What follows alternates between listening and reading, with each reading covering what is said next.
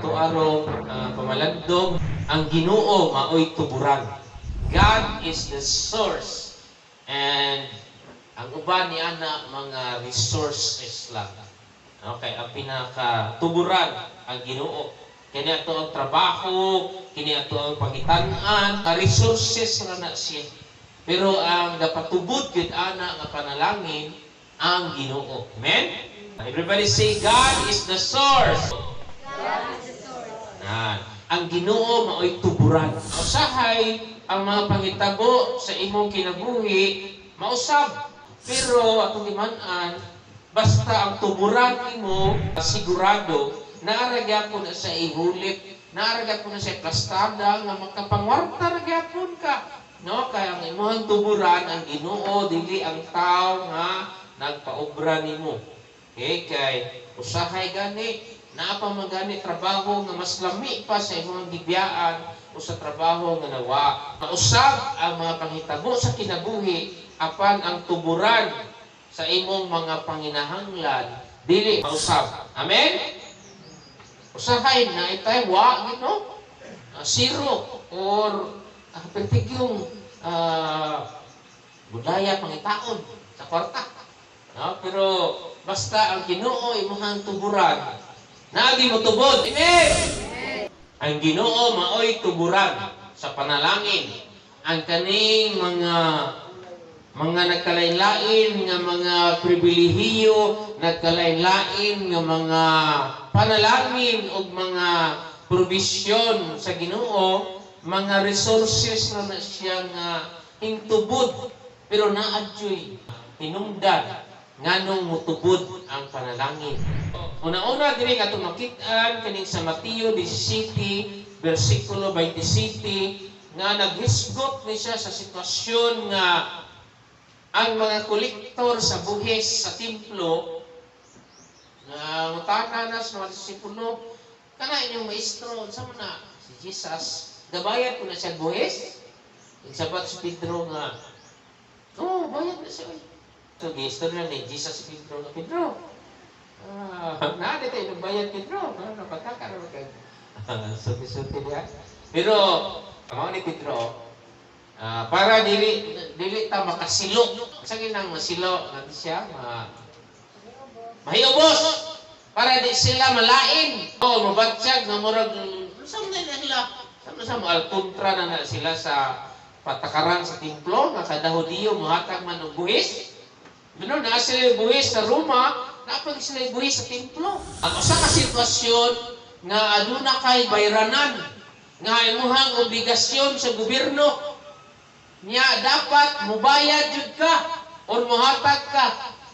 Ang pangutanan rin na ba kay inugbayad? Ingon ni Jesus si Pedro, imo naman itong giingnan nga muhatag tag buhis para di sila masilo, mananagat man ka, lakat dito sa lanaw, sa lake, pamasol dito. Ato dito sa lanaw, pamasol. Kay ang unang isda na imuhang makuha, biraha. Ngano, naadiha ang kwarta sa baba sa isda. Okay? So sitwasyon sa imong kinabuhi, nga adunay bayranan, kinahanglan ta kwarta. Usa ka unique nga pamaagi sa Ginoo sa pag-provide sa panginahanglan o unsa imong abilidad mao na ang gamiton sa Ginoo pero ang ka-unique ngano dito pagikwaon ang kwarta sa baba sa isda. Na muna da mga plastada sa Ginoo no? Ay mga plastada ang Ginoo nga usahay di mo maintindihan nganong dili pa nganong inani pa no abig inani na lang nga tawhay para nako. Pero ang Ginoo na ay plastada. Pamhasol ito Pedro. Ang una-una nga isda nga imuhang makubit. Tanawa ang baba kinaadihay sa lapi. Nga igo ikabayad sa imuhang buhis o sa kuang buhis. Sabi no? Ganong naman may kwarta ang isda. Nakakita nimo ang Ginoo maoy tuburan. Giunsa man to pagsud sa kwarta sa baba sa isda. Muna ang mga pangutanas kinabuhi nga ayaw jud mo kabalaka kay ang Ginoo. Bisan pa ang isda, pwede niya gamiton. Amen? Nakabayad sila sa buhis nga si Pedro o si Jesus paagi ra sa kwarta nga naa sa baba sa isda. Sa ito makita din makaigsunan sa imuha mga panginahanglan sa kinabuhi. Ang Ginoo makagamit o nagkalain-lain nga plastada, resources, mga pamaagi nga dili nato usahay mapinsaran, pero muabot ang imuha lang timan-i, no tun-i. No, tun-i mo na siya ang pangitaan ninyo ang gingarian sa Diyos. Kung ingnon, tun-i ninyo ang plastada sa Ginoo. Subayan ninyo ang iyang mga pamaagi, paano niya gisupply inyo ang kinanglanon. Kano sa mga naginanglan, nga mura jud kag naglain, nagpudag-pudag jud ka kay kinanglanon jud nimo. Can you recall a moment in your life? Nga mura di jud ka mahimutang, kay naa jud kay panginahanglan. Kinahanglan matagpo. Oh. Dumduma ko no. Gipasagdan baka sa Ginoo. Wa ba to siya nasulbad na problema? Giunsa man pagsulbad to nga problema. Kinsa man ang gigamit sa unsang paagi. I hope God is opening your mind sa area sa imong kinabuhi. Nga naa kay panginahanglan, naa kay problema, ano sa aman na, sa buwan na, sa tuiga. Madumduman ba nimo? Nga hinggamit ang Ginoo mga pamaagi, nga hasta ikaw, natinga, nga pwede di ay gamiton sa Ginoo ang bisan unsa nga plastada sa kinabuhi. God can use different resources, but remember, God is the source sa ato nga pamaagi. Balayranan sa buhis ang solusyon tuwa sa baba sa isda. Ang unang isda na makuha. Si Pedro nanagat, mananagat siya, nabayran niya yung buhis, nabayran po niya ang bayranan ni Jesus. Duwa silang igo. Isda dito sa Ginoo nga pakamayohon sa Ginoo ang mga pamilya. Nga pakamayohon po sa Ginoo ang simbahan. Kung diin ka nagsimbahan, amen? Kay mudako naman ang inyong panalapit. Mabayran na ang mga utang. So na pa may mga sobra. Pagayuhan ka sa imuha mga obligasyon, hasta ang mga hilikoton ni Jesus diri sa kalibutan, diin ka nabutang ang mga panginanglan sa simbahan. Mabayran po. Amat-amat lang. Ang istorya, ikaduha kani sa kang Ruth and Boaz. Ruth chapter 1, 16 and 17. Karon istorya ni Ruth o ni Naomi. Ang iyahang duha ka anak ng lalaki nakapangasawa dito sa lugar sa Moab. Naunsa man pagkatabuang nga iyahang bana namatay. Ang iyahang anak nga napamana ni Ruth namatay. Ang yakong anak nga napamana ni Orpa patay. Ang ana na lang sinabi, murag gini malas ko ani akong kinabuhi diri sa Moab. Mubalik na lang ko sa kuang lugar sa Bethlehem. Kamo Orpa, mga binay nako, Ruth, tiguang nako, pamalik na lang mo sa inyong ginikanan. Muli mo, pamalik. Nang hilak yung mga binay kay tiguang na po si Naomi niya. Siya na lang usang puli. Na, uy, kusla idea, mag-unsa sila dito sa Bethlehem. Nang hilak sila. O doon man si Orta o sa binay. Puli na lang yun. No, niya nagpabilin si Ruth. Ingon si Naomi ni Ruth. Ruth, imong bilas, si Orta, puli na lang. Ayaw, nagpuyog na ko kay wa naman ko'y anak. Bisan pag tiguan akong katiguangon, maminyo man yun po ko. Kung makaanak pa po dami ko, pananglitan. Maghuwag pa ka, ganun sa siya mo, 18. Ayaw na. Ako na lang, magpuli.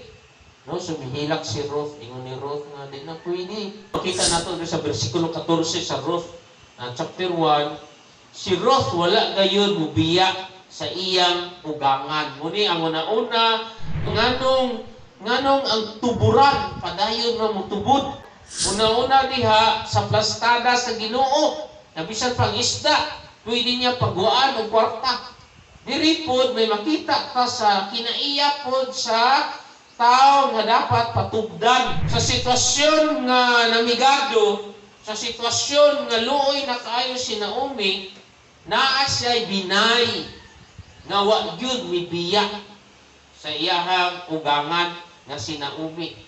Ingkuyog siya dito sa Bethlehem uli, tiguang na si Naomi, wa po sila klarong trabaho, kung sila kasundan nga trabaho, kay lalaki man dito ang trabaho sa Israel. So, unsay nakita niya nga trabaho, mag-harvest ang mga mangunguma, mamunit sila sa mahog sa mga pasi. Kay mauna ilang lutuon. Unsay ilang obra? Unsay man ning klase sa obra diri? Manghagdaw. Usap sa dagat pati unsa ni siya trabaho Mamanting. Hindi mo nalagat ka dagat mo. Mamanting. Ano man? Ay, tiyo. Ay, kahit tiyo. Saka, garito, tiyo. Ano ba kuha? So, tiyo sa latik. Ito na pa kasi lang pambot. Noy. Ay, ganyan ka, Noy. Dre, maraming buriring, Ay, butiti. Magalani. Sa pamanting. Pamanting diri. Panghagdaw mo niya ang kinabuhi nila ni Ruth o Naomi. Now, sa imong plastada, mauro na imong lakitan ng pamanting o sa law pagkining istoryahan ni murag doon na lang siya sa pakilimos. Doon sa pakilimos. Tanaw, mayo ka ba? Say, manguha pa dyan ka. Di ka tagaan. O sa ito nakita, dili ka ng loyalty. Dut-dut mo siya sa ugangan. Talagsa lang, kay laban ra ba mga ugangan o binay? Mag-away. Dili magsuod. Pero ali sa Bible, pwede di ay. Okay di ay. Nga close ang ugangan o binay. Kaya dili sa Pilipinas, murag ginapurtri gid ang ugangan nga samukan sa pagpuyo sa mga anak. Pero diri, makita na to nga ang Pinay nga si Ruth o iyahang ugangan si Naomi nagsandurot nga perting suura nga miingon gani si Ruth ni Naomi, bisan asa ka mo paingon, Ruth 1:16 and 17, mo kuyo gayud ako. Bisag asa ka magpuyo, adto usab ko puyo. Ingon nga niya, anong Ginoo, himuon po na akong Ginoo. Bisan asa ka mamatay, adto usab ako mamatay o ilubong. Sabihan, Di ko ni siya taga Bethlehem, taga Moab. Biyaan niya yung lugar sa Moab. Mukuyog siya na Naomi, ka-special ba nga relasyon. Mga po na mga student sa ugangan, o binay, mga umagad, mga bayaw. Napoy bayaw, ngayang gisong, ang igsoon sa iyang asawa. Kaya nagtanong siyang lubi, gitang ibo. Sukuha niya ng pag-ibot. Ako kalimutan, naduga yung gitiro, Bang! Patay, gudughan. Yung laban-laban ang po ng duha ka anak na bayi, agi-intrag tiro, patay po ang usang bayi, magdos raba og 7 months. Mga istorya na siya sa mga bayaw. Kita lakat uli kita sa tuang yutang natawan kay dito jud ta magpalubong. Pero kani si Ruth, di siya magpalubong siya ang yutang natawan sa Moab. Magpuyog si Naomi, dito siya magpalubong sa Bethlehem. Grabe nga relasyon. So, ako ni siya, makita na to. Paano man nga ang tuburan sa panalangin, magsige o tubod, or muadto jud mo ang panalangin. Kaning pagka matuto, nga bisang magkinaunsa, di yun ka mubiyak sa pagtuo sa Ginoo. So, unsay natabo? Sa iyahang panghagdaw sa umay, naabot ang tag-iya sa Sinda. Pag abot ni Buwas ang tag-iya sa Sinda, yun siya, kinsa man ang babae yung nanghagdaw? Marag ginagsura. Nakitaan. Siya nga, kuha na ka ng binay na ni Naomi nga asawa sa imuhang parente. Siya, parente lang po na si Naomi. Ayaw niya ng sawaya ng bayhana. Pasagdai siya mamunit og mga ginagdaw, mga humay. Nga manana una-una nga pabor sa Ginoo no sa taong maluyal sa Ginoo. Pag pangaon na po maniudto na, gipatawag si Ruth. Paintra na sa drikaon. Pakana siya sa paan niya. Patusluba siya sa atuang tuslubanan. Sus guro ni no, pero sa una langgaw ang lami na kahit ito anong pan, matuslog sa langgaw. Masing naagro to'y sili, naagro to'y mga kamatis, o sibuyas bombay. Sausawan ba? Pasausawa siya. Ano yung mga pagkaon sa dako? Pero ni Ruth guro, kasi kangyara ko dato, magwanta lang sa tubig. Nagipainom pa siya sa bino. So, meaning special yung panigudto. Yan, nagtugon pa sa milangkat si Boaz, ang asindiro. Pasagdaan niyo sa waya niya, ingna siya, Ruth, di na ka manghagdaw dito sa ubang hasinda ha. Diri na lang ka. Yan itong gitugunan ang mga tinaw niya. Manghagdaw ganin na si Ruth. Tagakin ninyo og tuyo. Aron ninyo ba na no? So, hipuli siya nga pertindaghanan niya kuha. Pertindaghanan niya dala nga bugas. May nga makaluto ka og panyapon niya, pamahaw pa, paniudto, no, lugawon pa. Nasalbar ang pagkaon nga napakaon niya iyang ugangan. Unsa ito makita diha nga ang Ginoo na ipastada sa to kinabuhi. Imo ang gitan-aw guro nga murag ultimo ra ni imong trabaho, no? Plain housewife, nya maghuwat ka sa mga bana sa iyang ipadala, pero naipastada ang Ginoo maka-income ka. Kay ang tuburan sa panalangin naa sa Ginoo, amen? Oh, dili sa tao. Mo ginatutiman-an mo niyang mensahe ron. Ay mo pagtuo nga kanang tag-iya sa yuta, kanang supervisor, kanang manager, mo na siya ang source sa panalangin. No. The source of blessing is God. Resources ra na sila. Kay pwede ka magsweldo ana nga o trabaho, pwede pa jud ka maka-sideline, pwede pa jud ka maka-commission, pwede pa jud ay mga padala ng mga hatag sa imong mga igsuon, sa imong mga tiya. Blessing, sources of blessing, tuburan sa panalangin nga si Boaz way labot kay kaluy-an niya si Ruth. Ang ending sa istorya napamana pa yun ni Ruth ang tag-iya sa sinda. Imagine ka, imbes malughag daw ra ka sa uma sa sinda, nahimo na lugang tag-iya sa sinda, nahimo ka nga sindira, estada sa Ginoo. Okay? Pag maabot na ang swerte sa kinabuhi, gulpira ang plastada sa Ginoo. Usahay, gulpiada ra, mausab ang dagan sa imong kinabuhi. Muna kalami sa source of blessing. Di ni mo usahay magpinsangan nga mao ni ang dagan sa kinabuhi sa imong anak. Ang kinabuhi sa nimo may usapon ka balo. Kani balo na ni. Naa sa 2 Kings chapter 4. Balo na. Wala na iyang bana, patay na. Pero nasa duha ka anak nga lalaki. Ganina na po si Naomi, nasa duha ka anak nga lalaki, nakapangasawag, tagamuag, nangamatay po tanan, waya po. Karon na po may balo sa 2 Kings chapter 4, verses 1 to 6. Iyahang bana, suod ni Prophet Elisha, ang assistant ni Elijah. Nangaya siya tabang, kaya nasa problema. Nasa problema sa balo. Naay utang iyang bana niya namatay. Ang nagpautang na nukot na.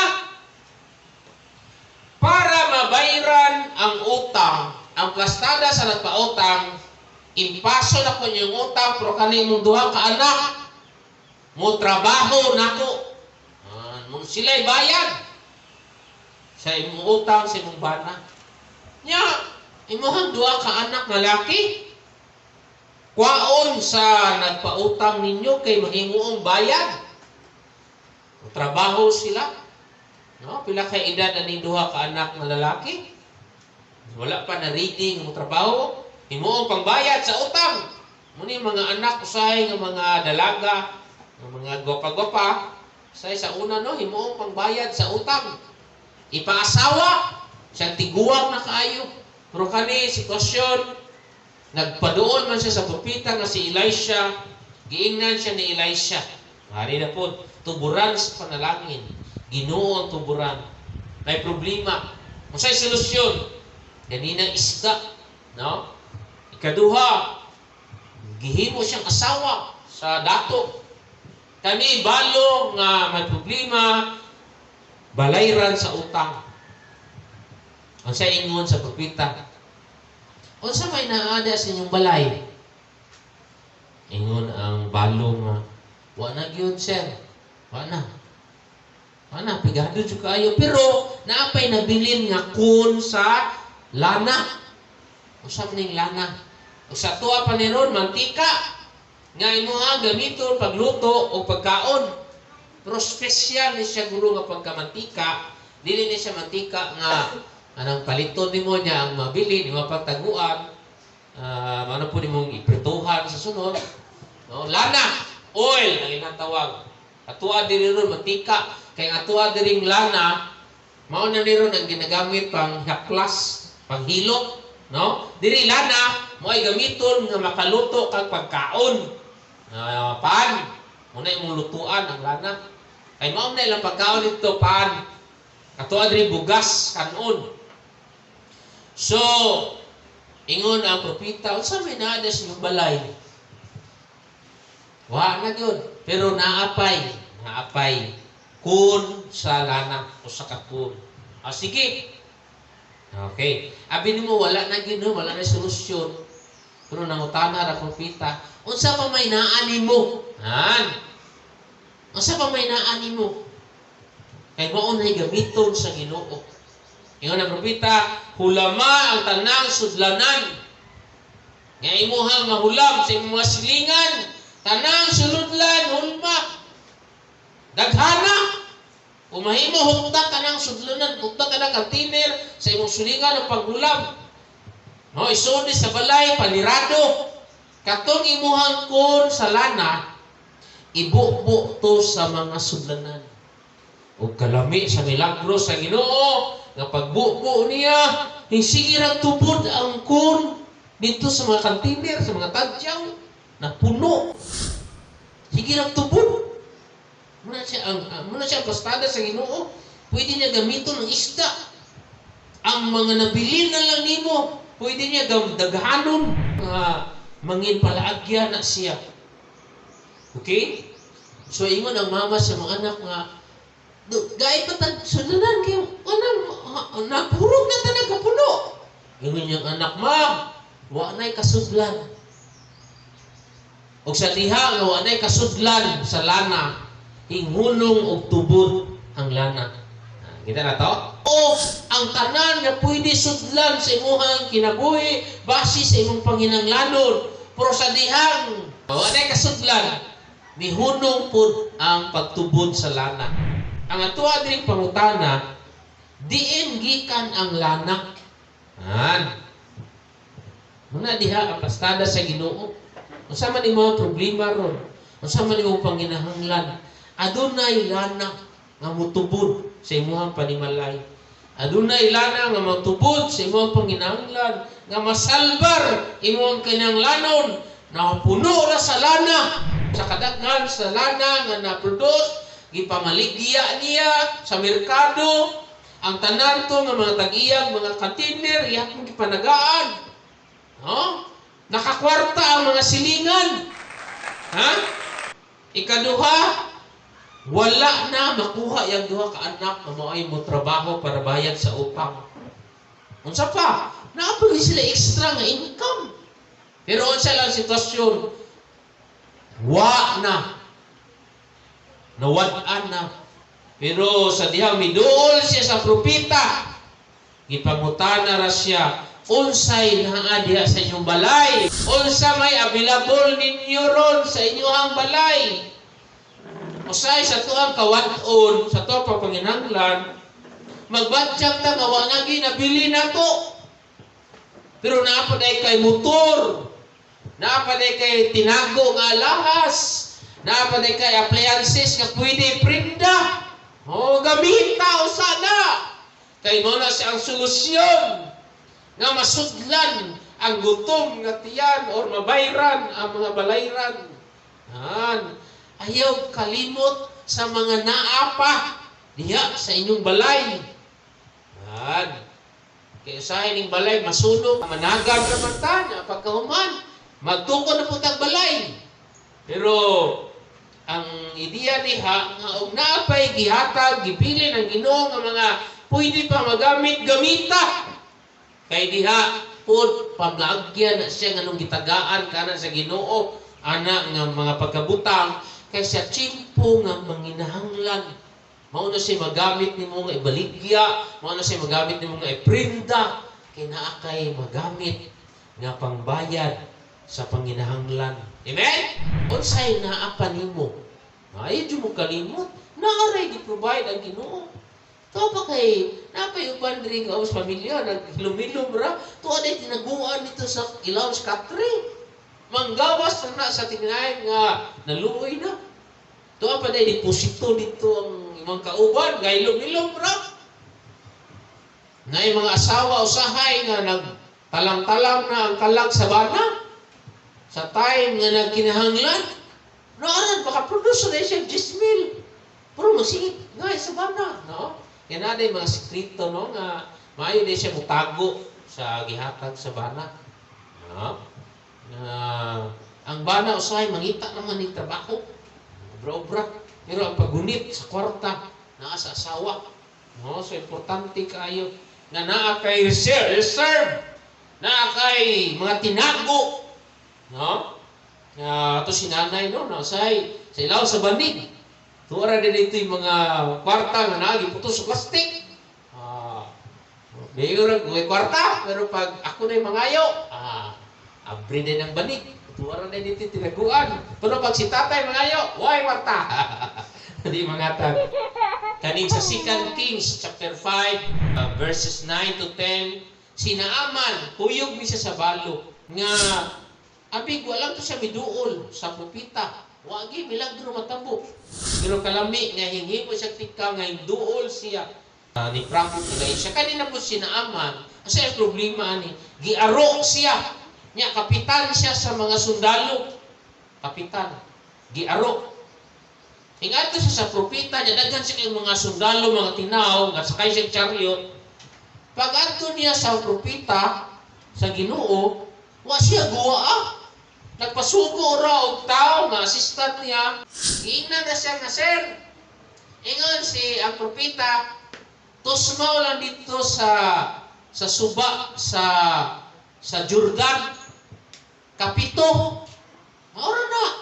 Pwede sa puas kapitan sa army. Kay army ko siya uniforme ka sakay pag chariot. Daling giaro siya. Kadaghanan niya kagid sa lawas. Suko siya nga. Nga nang ato man ko sa suba sa Jordan pwede man lang gawa. Kadaghanan dahil mga giaro ko ga pundos kilit-kilit. Nya wag siya hinggawas para mo atubang nako. Wa siya respeto nako nga kapitan ko sa army. Puli si Naaman. Manira, tuburan. Paano man mo tubod ang panalangin? Ganina, loyalty, dili na ito makita. Ingon ang mga sulugoon ni Anaman, sir, di ba, sir, naginangyan magka-problema o maingon to ang propita nga himuan ni, saka diri, or palitan ni, himuon mo na nimo, di ba? Para maayo lang ka. Kani patusmawon raman ka sa suba sa Jordan. Pero di man ka mutusmaw. Ingon po si Naaman nga bitaw, no? Sa man ginilain. Abi kay wa siya nga tubang nako. Nya ato ko sa Jordan. Kay gusto niya abi katong dito sa Damascus ng mga swimming pool, ng mga limpyo. Ato ko sa Jordan. Ingon na yung masulugon, sir. Ay mo nga maayo man ka ba na iyang ingon. Sundan na lang. Yung siya nga, ikaw, ato siya sa Jordan River, nga hugaw. Tus mo siya dito kapito. Paghuma na ayos siya sa iyang aro. Naaman. Kapitan, 2 Kings chapter 5. Ganina, chapter 4 to, no? Karon saka sa chapter 5. Paano man naayos siya sa aro? Paano man ka maayos siya ng mga masakit? Naayos siya dili tungod sa tubig sa Jordan River. Sa may nakapaayo. Sa may nakapaayo. Isa makasabat. Ang tubig ba sa Jordan River nakapaayo? Posible. Pero kung sa man dyan nakapaayo, kaya dagang mabuto na natos mo, mamanayo. Ha? Pagtuo o pagtuman sa propita, kanang pagpaubos, kapitan mo siya, o sa karon ba to general siya. Grabing mga kapa diri, gay uniforme niya. Mutos mo siya atong hugaw, ayo, gadagan po kayong mga masakiton sa palibot. Niya ka mo maingon sa Ginoo. Tus mo dito kapito. Tus mo siya kapito. Naayos siya sa iyang aro. So muna siya ang panalangin sa Ginoo, mga kaigalaan, kaigsuunan. Kung naipahimo ang Ginoo niyo para mutubod ang panalangin, willing baka mutuman. Nya kung tumano ni mo hugaw man, mangit man, yaki. Pero naa diha ang pagtubod sa panalangin. Kaya ang paghimo sa mga budlay na ipahimo sa Ginoo. Dito mo tapos sa John 21 verse 6. Namatay na si Jesus, silang Pedro ng mga disipulo. Nawa naman si Jesus. Nga miingon na Pedro, pamasok dito, ito ulit yung kwarta sa isda. Sila na lang nabilin. Nga mag-usan na malantaan ni si Pedro, kay mananagat man, o si John, o si James, balik sila sa ilaha, kinabuhi ang mananagat. Si Jesus, kay nabanhaw man, gisuroy sila ni Jesus, pero siya nagpaila nga siya si Jesus. Gato nila siyang Pedro. Jesus, nabanhaw na siya, no? Man siya na namatay. Ingon si Jesus na Pedro niya, nara mo'y kuha. Ingon si Pedro na, ibuok gabi may nanagat, waging kuha. Uy, nuuya good. Sa ingon ni Jesus, itaktak ragod ninyong pukot, dapit sa tuong nga bahin sa inyong sakayan. Itaktak nila. So siya natabo sa verse 6 sa John 21, wala na sila makadaog pagbira sa pukot tungod sa kadaghan silang kuha. Nagabhian sila, way kuha. Pero kaning tao, maingon, itaktak ko sa tuong nga bahin, cast your net on the right side. Naarang mga isda, nga mananagat sila. Wa sila kay magdiin, napit ang isda. So muna ang kalami. Gusto sa Ginoo makailata kung diin gikan ang tubod sa panalangin. Kinsa ang nagpatubod. Sa verse 7 diha, siya nabugatan na silang bira sa pukot sa kadagan sa isda. Si John, palangga kay ni Jesus, mingon na, ang Ginoo na! Kay nakatilaw na niya sa Lucas 5. Diba? Nagabian po sila. Like, halos magisi na lang pukot sila kadaghan. Karon na po, namalik sila panagat. Wa sila kuha, tibok gabi, pero naitaw, miingon nga, itaktak sa tuong nga bahin. Ingon si John, wala na ilain si Jesus na! Verse 7. Pagkabati ni Pedro, nga ingon si Jesus na, ambak na siya sa sakayan, gibiyaan na ang sakayan. No? Gibiyaan niya yung makuyong. Agto na niyang una si Jesus kay, no, grabe ang kamingaw ni Jesus. Ang Ginoo na! Ang Ginoo na ang musuplay sa iyong panginanglan, sa iyong kinanglan sa kwarta, kinanglan sa iyong mga anak, silang pag-eskwela. Ang Ginoo ang magpatubod. Muna itong timanan. Masay mo gamit siya mga maestra ninyo, yung mga silingan, yung mga parintis sa gawas, pwede natin malimtan. Ang Ginoo na ang naghatag sa isda. Okay? So mga higalaan, ang iyon ko kamo sa pagtindog, manindog ka, no, para maka stretch po inyong mga kabukugan.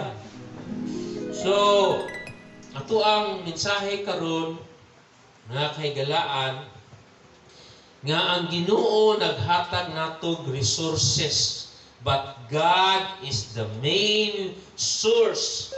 Kanang trabaho, nang-apply ka, gidawat ka, pero ang Ginoo ang nagplastar nga makatrabaho ka, makalarga ka sa abroad, kanang makapamilya ka, makakita ka pamanhanon, pangasawunon, makakita ka karelasyon. Atong timan-an, ang Diyos maoy tuburan.